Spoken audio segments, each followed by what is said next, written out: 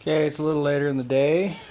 Kids are back home, and then they went out to Bible study or vacation Bible school for the day, at least until noon. So decided to bring Marshall up again. The dogs are outside, so got him upstairs, got him on the leash because Vera and Joy are here. Just letting him, not forcing him to interact with them. He can do whatever he wants. He can decide whether he wants to pay attention or not. Giving him options.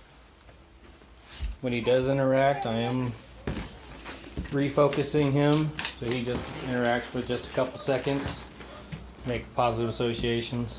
Vera was giving him some treats.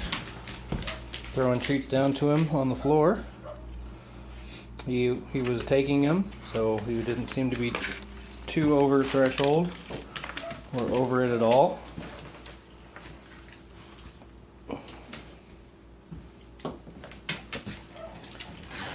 Just seemed to be enjoying treats pretty well. You got to see Dodger earlier through the baby gate. Didn't have any reaction.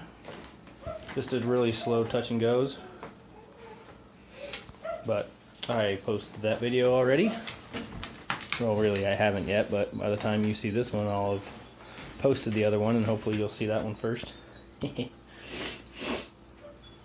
So this has been a good experience for him. I mean, like I said, this is a dog that was told by somebody who's supposed to have a lot more experience than me that this dog is too aggressive, needs to be put down.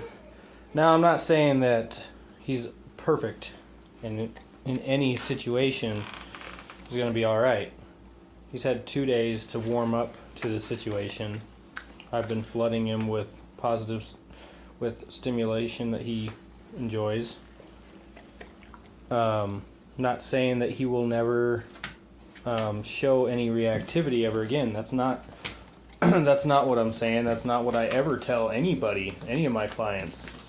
I never tell them their dog is going to be 100%, that it's just going to love everything. And I mean, we're all obviously always working towards that goal, but you're not just going to be able to, after 3 days, throw a dog that was afraid and has been abused into a situation with no management.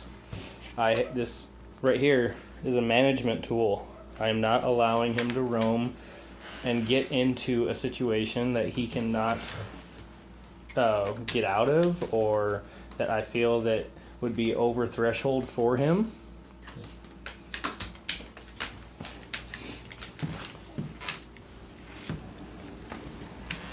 So if your dog has reactivity issues, you need to introduce them slowly to stimulus that they could potentially react to, manage their ability to go towards it, what most people do is just let the dogs touch nose to nose right away without giving them any time to sniff or get to know each other from afar.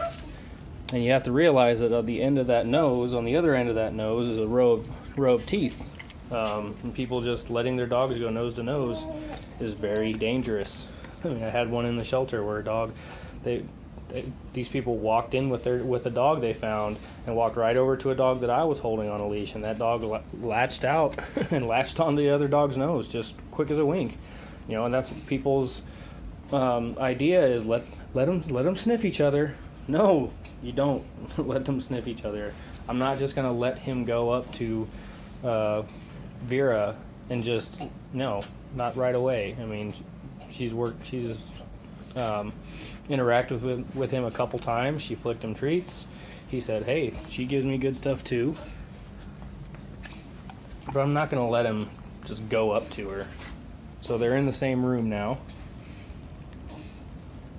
I mean, this is awesome for his, if a dog's going to react, he's not going to sit around sniffing. If he was afraid of Vera to the point where he was over threshold, he'd be staring at her.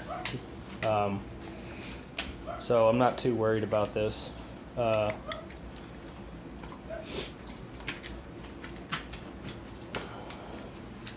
want him to know that he can make decisions, that he's going where he wants to. I am managing it. He's not going to go too close, but he's walking around, sniffing, just kind of seeing what's going on with the house.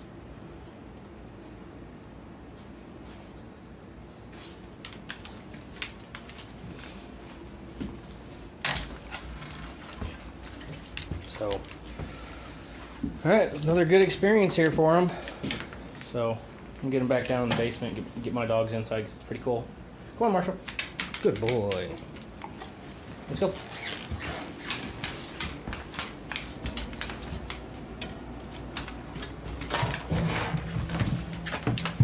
Good boy. Come on.